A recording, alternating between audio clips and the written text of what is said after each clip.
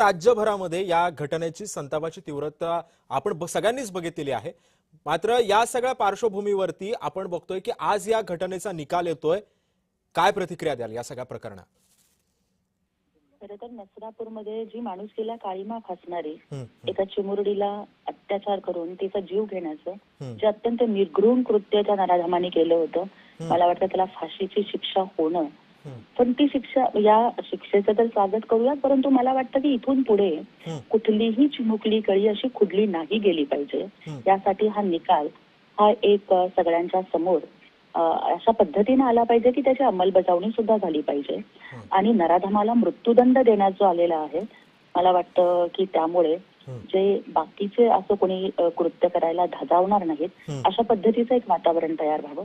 त्याचबरोबर मला वाटतं की समाजामध्ये आज जी विकृती तयार झालेली आहे की अगदी छोट्या छोट्या मुली सुद्धा अशा वासनाधांच्या वासनेला बळी पडत आहेत, तर त्याच्या विरोधामध्ये एक वातावरण तयार करण्यासाठी आपण सगळ्यांनी मिळून प्रयत्न केले पाहिजेत असं मला या ठिकाणी वाटतं। ज्योतिताई, आता काही वेळापूर्वी सुषमा अंधारेंशी आम्ही आता संपर्क साधला। त्यांचं असं म्हणणं आहे की राज्यामध्ये अनेक घटना अशा प्रलंबित आहेत, त्यांचे सुद्धा निकाल येणं अपेक्षित आहे। तुम्ही सरकारमध्ये आहात, अशा पद्धतीच्या घटना पुन्हा होऊ नयेत, कारण आता असं आहे की जर शिक्षा कमी झाली किंवा आता हा जो भीमराव कांबळे आहे हा आधी सुद्धा 3 प्रकरणांमध्ये शिक्षा बघून बाहेर आलेला होता। प्रत्येक वेळेला अशा पद्धतीच्या शिक्षांना कमी शिक्षा होतात। अशी कुठली तरी ठोस कायदा या प्रकरणांमध्ये येणं गरजेचं वाटतं का? आणि या संदर्भामध्ये तुम्ही संसदेमध्ये आवाज उठवणार आहात का? अगदी बरोबर। आताच जे पावसाळी अधिवेशन संसदेचं होणार आहे त्यामध्ये मी या सगळ्या विषयांवरती आवाज नक्कीच उठवणार आहे। आणि आपण जो मुद्दा मांडला तो अगदी बरोबर आहे की आधीच्या अशाच 2 कृत्यांच्या मध्ये आरोपी असणारा भीमराव कांबळे जर तो जामिनावर सुटला नसता किंवा जर तो साक्षीदारांमधल्या साक्षीच्या विसंवादामुळे त्याची जर निर्दोष मुक्तता झाली नसती तर कदाचित त्या चिमुरडीचा बळी हा गेलाच नसता।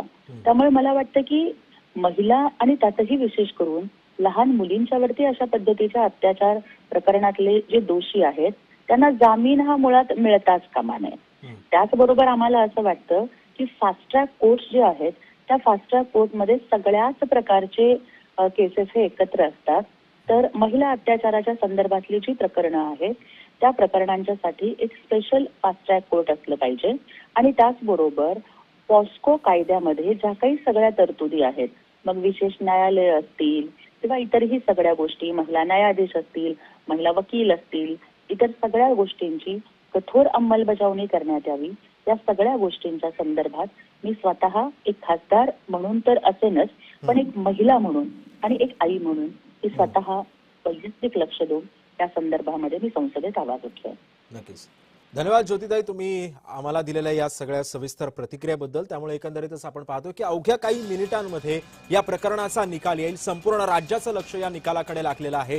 कोर्ट या आरोपी भीमराव कांबळेला नेमकी काय शिक्षा देतं, कारण आरोपीला मृत्यूदंडाची शिक्षा देण्यासाठी सध्या सरकारी वकिलांनी सुद्धा मागणी केलेली आहे। त्यामुळे कोर्ट काय निकाल देतं हे सुद्धा पाहणं तितकंच महत्त्वाचं ठरणार आहे। कोर्टामध्ये सध्या दोन्ही पक्षांकडून युक्तिवाद झालेले आहेत। कोर्ट आता फक्त निकालाची प्रतीक्षा आहे। अगदी थोड्याच वेळात हा कोर्ट निकाल देणार आहे। कोर्ट काय निकाल देतं याकडे सध्या संपूर्ण राज्याचं लक्ष लागलंय। जेव्हा युक्तिवाद सुरू होता, कोर्ट जेव्हा